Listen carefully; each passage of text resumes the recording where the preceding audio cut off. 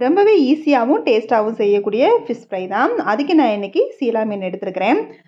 இதுக்கு எதுவுமே அரைச்சி சேர்க்க தேவையில்லை.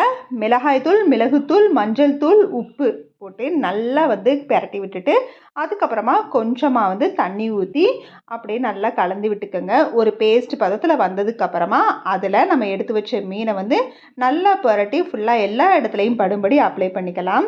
மிளகாய்த்தூள், மிளகுத்தூள் ரெண்டுமே சேர்க்கறதுனால காரத்துக்கு உங்களுக்கு ஏற்ற மாதிரி போட்டுக்கோங்க. கொஞ்சம் கூடுனா கூட அதை சாப்பிட முடியாது. குழந்தைங்களுக்கு கொடுக்குறப்ப காரத்தை கம்மி பண்ணிக்கோங்க. நான் மசால் தடவி வச்சு ஒரு மணி நேரம் கழித்து தான் இந்த ஃபிஷ் ஃப்ரையை எண்ணெயில் போட்டு பொரிச்செடுக்க போகிறேன். இப்போ ஒரு கடாயில் எண்ணெய் ஊற்றி மசால் தடவி வச்சுருந்த மீனை நல்லா பொரிச்சு எடுத்துக்கலாம். இந்த மீனில் பார்த்தீங்கன்னா முள் சென்ட்ரு முள் மட்டும் தான் இருக்கும். அதிகமாக முள் இருக்காது. சாஃப்டாகவும் இருக்கும். சூப்பரான ஃபிஷ் ஃப்ரை, ரொம்பவே ஈஸியாக செய்யக்கூடியது. பிகினர்ஸ் எல்லாம் ரொம்பவே ஈஸியாக செஞ்சிடலாம். இந்த ஃபிஷ் ஃப்ரை பிடிச்சிருந்துச்சுன்னா லைக் பண்ணி, ஷேர் பண்ணி, கமெண்ட் பண்ணுங்கள். மறக்காமல் நம்ம சேனலை சப்ஸ்கிரைப் பண்ணுங்கள்.